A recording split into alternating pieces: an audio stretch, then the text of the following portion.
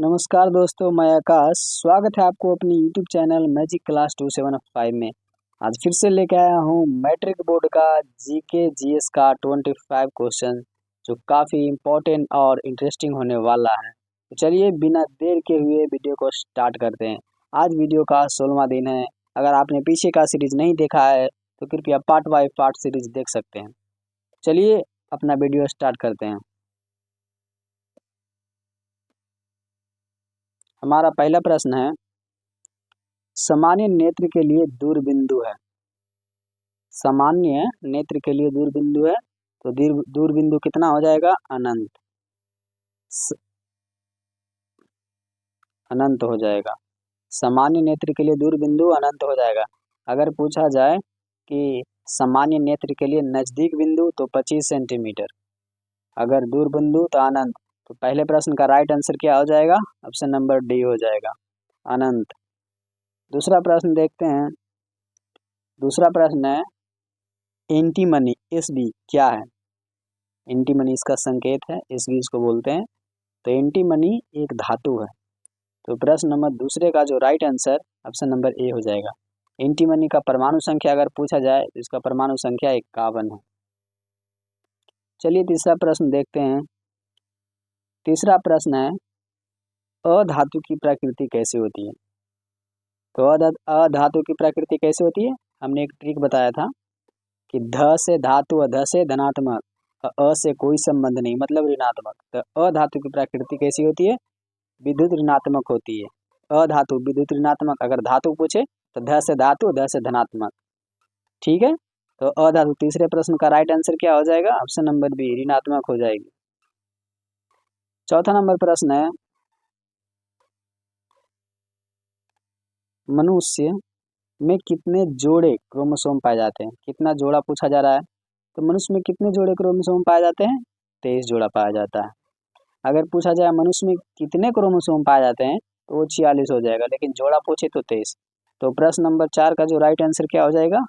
Option number B हो जाएगा, 23 जोड़े। पांचवा प्रश्न देखते हैं। पांचवा प्रश्न है, पर्यावरण मुख्य रूप से कितने घटकों से मिलकर बना है? तो पर्यावरण मुख्य रूप से कितने घटकों से मिलकर बना है? तो 2 घटक से मिलकर बना है। प्रश्न नंबर 5 का right answer option number C हो जाएगा, 2 घटक। कौन कौन? सजीव, निर्जीव। एक सजीव है, एक निर्जीव है। 2 घटक, सजीव निर्जीव। छठा प्रश्न देख लेते हैं। मनुष्य के मस्तिष्क को कितने भागों में बांटा गया है? मनुष्य का ब्रेन को कितने भागों में बांटा गया है? तो मनुष्य के ब्रेन को 3 भागों में बांटा गया है।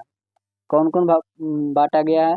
तो पहला है अग्रभाग, जिसे कपार कहते हैं, यहाँ से वो अग्रभाग इसको बोला जाता है। दूसरे वाले को टकला या चंदला बाल जिस पे है उसको मध्य भाग बोला जाता है। और पीछे जो सबसे जो फोरहेड पीछे वाला भाग है, तो जहाँ डिजाइन कटवाते हैं बाल का, उसको बोलते हैं कि आप पश्च भाग। 3 तरह के भाग है। पहला लिख देते हैं अग्रभाग, दूसरा मध्य भाग, तीसरा पश्च भाग, मतलब पीछे वाला भाग। तो मनुष्य के मस्तिष्क में कितने भागों में बांटा गया? 3 भागों में। तो प्रश्न नंबर 6 का जो राइट आंसर हो जाएगा ऑप्शन नंबर बी हो जाएगा, 3 भागों में। कौन कौन? अग्र, मध्य, पश्च। 7 नंबर प्रश्न देखते हैं। 7 नंबर प्रश्न है, स्पेक्ट्रम प्राप्त करने के लिए किसका प्रयोग होता है? तो स्पेक्ट्रम प्राप्त करने के लिए प्रिज्म का प्रयोग होता है। ऐसे त्रिभुजाकार एक प्रिज्म होता है, उसका प्रयोग होता है। तो प्रश्न नंबर 7 का जो राइट आंसर हो जाएगा वो ऑप्शन नंबर डी हो जाएगा। अगर पूछा जाए कि स्पेक्ट्रम प्राप्त करने के लिए किसका प्रयोग होता है अगर प्रिज्म का, तो प्रिज्म में कितने तरह का रंग निकलता है, कितने प्रकाश निकलता है? तो 7 तरह का प्रकाश निकलता है। कौन कौन? वैजानीय पिनाला, डायरेक्ट इसे हम वैजानीय पिनाला के नाम से जानते हैं। वैजानीय पिनाला कहने का मतलब है बैगनी, जामुनी, नीला, हरा, पीला, नारंगी, लाल। 7 रंग है। ये 7 रंग को इस तरीका से याद कर लेंगे। तो प्रश्न नंबर 7 का राइट आंसर क्या हो जाएगा? प्रिज्म। 8 नंबर प्रश्न है, किसी भी लेंस द्वारा उत्पन्न आवर्धन का एसआई मात्रक क्या होगा? किसी भी लेंस द्वारा उत्पन्न आवर्धन का एसआई मात्रक क्या होगा? कोई आवेश नहीं होगा, क्योंकि आवर्धन का कोई एसआई मात्रक नहीं होता। अगर हाँ लेंस का पूछा जाए तो लेंस का एसआई मात्रक डायोप्टर हो जाएगा। वाट किसका ईसाई मात्रक है? तो शक्ति का ईसाई मात्रक वाट है। न्यूटन पूछा जाए तो बल का ईसाई मात्रक है। लेकिन हमारा प्रश्न है तो प्रश्न नंबर 8 का जो राइट आंसर हो जाएगा अवश्य आवर्धन का कोई ईसाई मात्रक नहीं होता है। 9 नंबर प्रश्न है, प्रतिबिंब की ऊंचाई तथा वस्तु की ऊंचाई के अनुपात को क्या कहते हैं? प्रतिबिंब की ऊंचाई और वस्तु की ऊंचाई के अनुपात को क्या कहते हैं? आवर्धन कहते हैं। तो प्रश्न नंबर 9 का राइट आंसर क्या हो जाएगा? ऑप्शन नंबर सी, आवर्धन हो जाएगा। 10 नंबर प्रश्न देखते हैं, भारतीय रिजर्व बैंक का मुख्यालय कहाँ है? तो भारतीय रिजर्व बैंक का मुख्यालय कहाँ है? मुंबई में। अगर इसका भारतीय रिजर्व बैंक की स्थापना कब हुआ? तो 1935 में। प्रश्न नंबर 10 का राइट आंसर क्या हो जाएगा? Option number 10, Mumbai. C, option number C, Mumbai. 11 number प्रश्न देख लेते हैं, बिहार में संपूर्ण क्रांति का नेतृत्व निम्नलिखित में से किसने दिया था? किसने दिया था? तो देने वाले आदमी थे जयप्रकाश नारायण। तो प्रश्न नंबर 11 का राइट आंसर क्या हो जाएगा? Option number D, Jayaprakash Narayan. हट गया, कोई बात नहीं, आप समझ जाएगा, जयप्रकाश नारायण। 12 नंबर प्रश्न देख लेते हैं, लंदन में अनिवार्य प्राथमिक शिक्षा कब लागू हुआ? तो लंदन में अनिवार्य प्राथमिक शिक्षा जो लागू हुआ था वो 1870 में हुआ था। क्यों हुआ था? तो यहाँ का जो आर्थिक स्थिति नहीं, यहाँ का जो समय था काफी लूटपाट चल रहा था लंदन में 1870 के दशक में। यही कारण एक अनिवार्य प्राथमिक शिक्षा लागू किया गया था। तो प्रश्न नंबर 12 का राइट आंसर क्या हो जाएगा? ऑप्शन नंबर बी हो जाएगा, 1870। 13 नंबर प्रश्न देखते हैं, चीन में कौन सा अर्थव्यवस्था है? तो चीन में कौन सा अर्थव्यवस्था है? समाजवादी अर्थव्यवस्था है। तो प्रश्न नंबर 13 का राइट आंसर क्या हो जाएगा? Option number A. 14 नंबर प्रश्न है, रूस के राजा को क्या कहा जाता है? तो सभी लोग जानते हैं रूस के राजा को जार कहा जाता है। प्रश्न नंबर 14 का राइट आंसर क्या हो जाएगा? Option number D, jar. 15 number प्रश्न देखते हैं, साम्यवादी शासन का प्रयोग सबसे पहले कहाँ हुआ था? तो साम्यवादी शासन का सबसे पहले प्रयोग जो हुआ था रूस में हुआ था। तो प्रश्न नंबर 15 का राइट आंसर क्या हो जाएगा? Option number C. रूस के राजा को क्या कहते हैं? जार।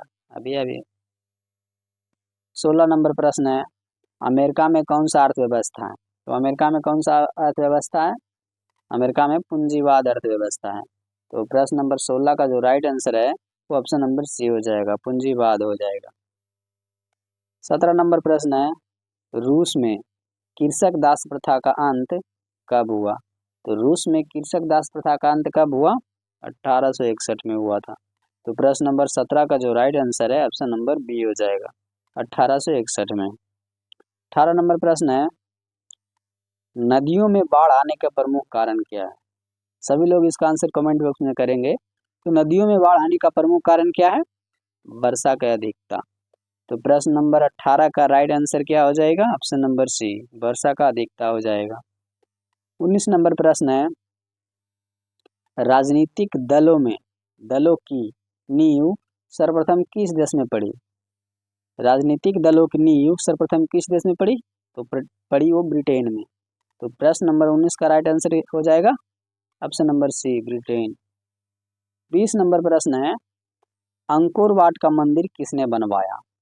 अंकोर वाट का मंदिर किसने बनवाया? सूर्यवर्मन द्वितीय ने बनवाया था। तो 20 नंबर प्रश्न का राइट आंसर क्या हो जाएगा? ऑप्शन नंबर बी हो जाएगा।